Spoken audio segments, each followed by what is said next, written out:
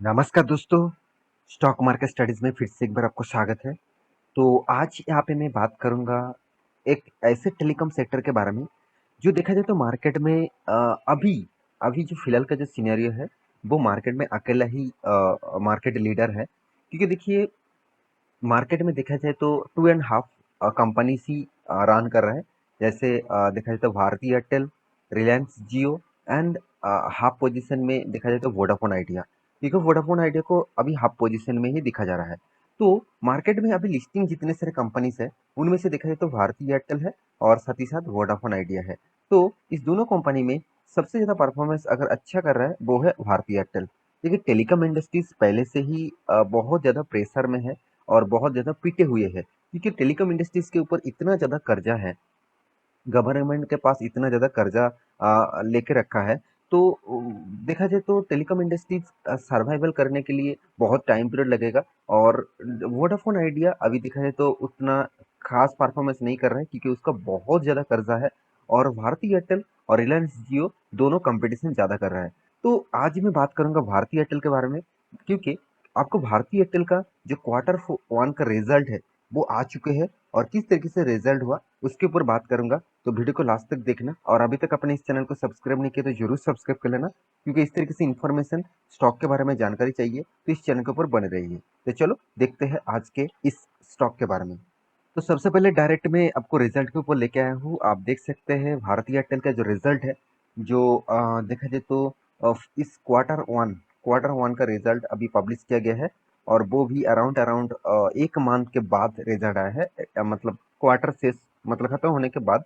तो यहाँ पे आप देख सकते हैं टोटली इनकम। तो एक्चुअली टोटली कंपनी का जो इनकम है वो किस तरीके से इनकम हुआ, इनकम का बड़ा या कम हुआ, वो भी आपको देखना चाहिए। तो देखा जाए तो कंपनी 3 लाख करीबन करीबन 30,000 करोड़ का टोटल इनकम किया, जो पिछले बार कितना था 3,15,000 करोड़ का। पिछले सालों में तो बहुत कम था, 2,70,000 करोड़ का। तो एक चीज यहाँ पे पॉजिटिव साइन लेके कंपनी स्टार्ट हुआ, कंपनी का इनकम अच्छा खासा हुआ। क्या इनकम होना ही काफी है कंपनी का आगे जाने के लिए? बिल्कुल भी नहीं। कंपनी का एक्सपेंस भी देखना होगा। तो कंपनी का अगर एक्सपेंस ज्यादा हो गया तो कंपनी का इनकम होने से कुछ फायदा नहीं। तो देखिए कंपनी के एक्सपेंस जो है, कंपनी का एक्चुअली सबसे ज्यादा एक्सपेंस कहाँ पे होता है, नेटवर्क ऑपरेटिंग एक्सपेंस। तो ये सबसे ज्यादा एक्सपेंस होते हैं क्योंकि इसका जो नेटवर्क है उसको ऑपरेट करने के लिए बहुत ज्यादा एक्सपेंस हो जाता है। तो इसके ऊपर भी एक्सपेंस होते हैं। और आप देख सकते हैं एक्सेस मतलब एक्सेस करने के लिए जो चार्जेस है उसको भी पे करना पड़ता है, लाइसेंस फीस भी है, स्पेक्ट्रम चार्जेस है। स्पेक्ट्रम मतलब आप सभी जानते हैं 2G, 3G, 4G, 5G, ये जो लॉन्च हो रहा है इसको स्पेक्ट्रम कहा जाता है। इस स्पेक्ट्रम का भी चार्जेस देना पड़ता है। और एम्प्लॉइज का भी चार्जेस है, साथ ही साथ सेल्स एंड मार्केटिंग का भी चार्जेस है एंड अदर्स चार्जेस है।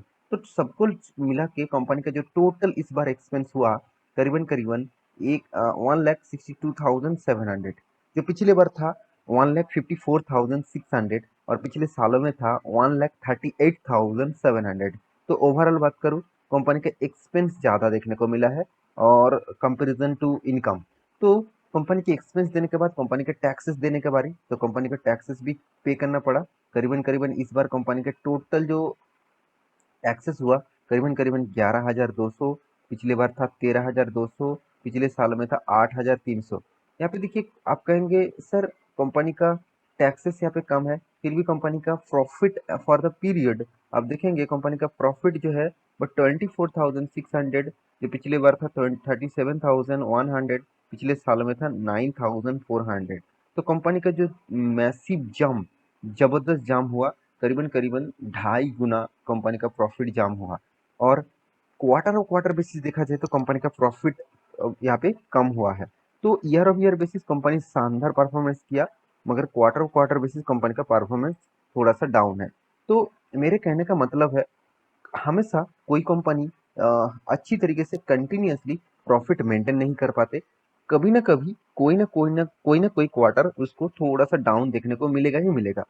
क्योंकि देखिए कुछ सीजनेबल बिजनेस होते हैं, कुछ टाइम पीरियड होता है, कुछ देखिए कंपनी का मेन काम क्या है, कस्टमर को सर्विसेज देना। और कस्टमर जो जो टेलीकॉम यूज करते हैं, जो इंटरनेट यूज करते हैं, इसका यूजर है, तो उससे इसका रेवेन्यू जनरेट होते हैं।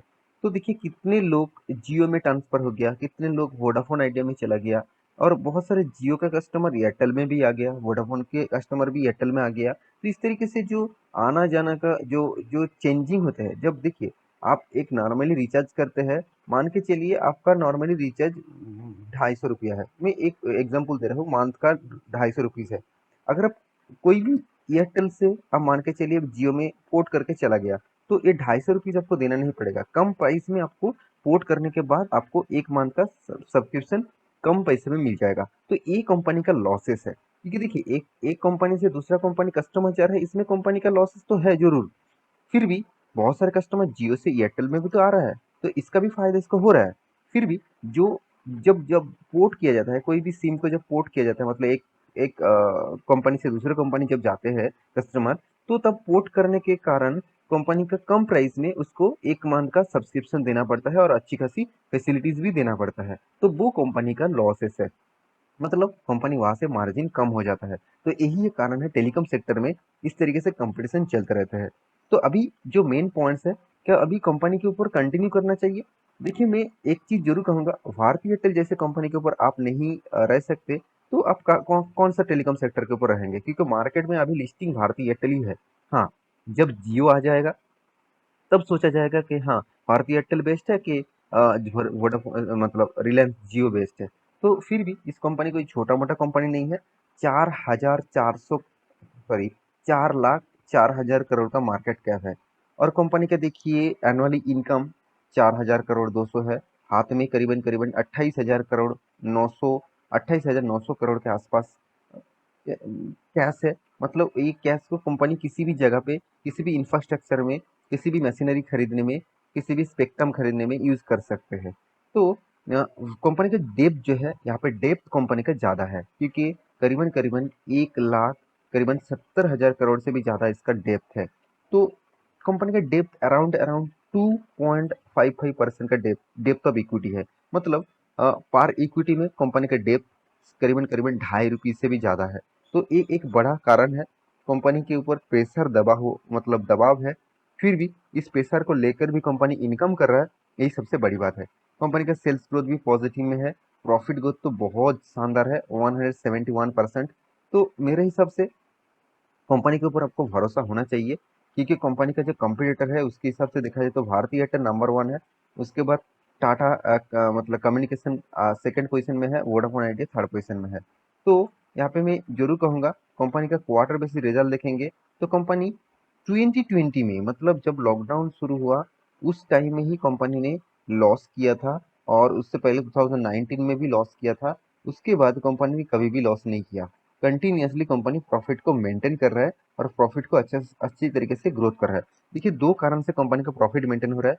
देखिए कंपनी सिर्फ टेलीकॉम इंडस्ट्रीज के ऊपर जुड़े नहीं है, कंपनी आपको इंटरनेट सर्विसेज भी दे रहा है, और वो भी ब्रॉडबैंड कनेक्शन के माध्यम से। जब ये स्टार्ट हो गया, ये जो कनेक्शन स्टार्ट हो गया, तब से कंपनी का अच्छा खासा फायदा हो रहा है।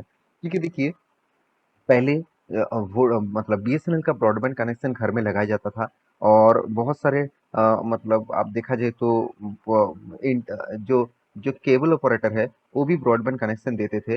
अभी भारतीय एयरटेल भी ब्रॉडबैंड कनेक्शन घर घर में देने देने जा रहा है, और बहुत सारे फ्री ऑफ कॉस्ट कनेक्शन दे रहा है, तो इसलिए कस्टमर बहुत ज़्यादा सपोर्ट कर रहा है इसको। तो इसीलिए भारतीय एयरटेल भी इस तरीके से काम करके अच्छा खासा फायदा उठा रहा है। हाँ, यहाँ पे जियो भी मार्केट में छाए हुए है, क्योंकि जियो ऑप्टिकल फाइबर, जियो जो ऑप्टिकल है वो भी घर घर में जा रहा है। तो दोनों कंपटीशन में है, तो मेरे हिसाब से दोनों में आपको फोकस होना चाहिए। अभी तो भारतीय एयरटेल मार्केट में है, जब जियो आ जाएगा तब कंपटीशन और भी बढ़ जाएगा।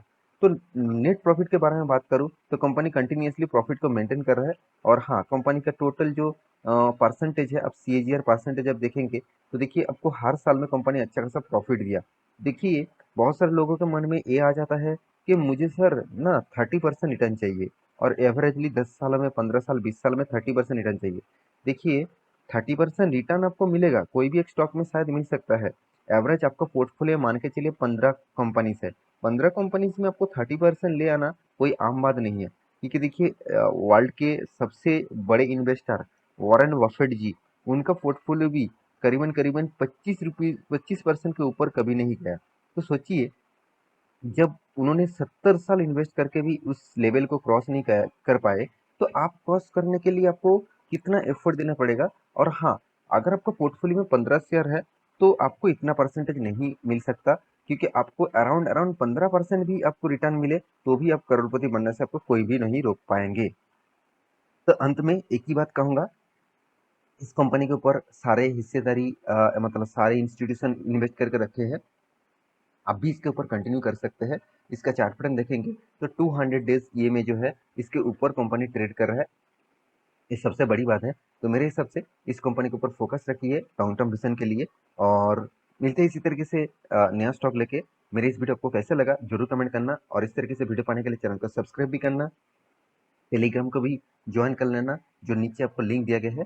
फ्री ऑफ कॉस्ट टेलीग्राम को ज्वाइन कर लेना। मिलते हैं नेक्स्ट स्टॉक लेके, तब तक के लिए अच्छे से रहिए, अपना ख्याल रखिए, बाय बाय।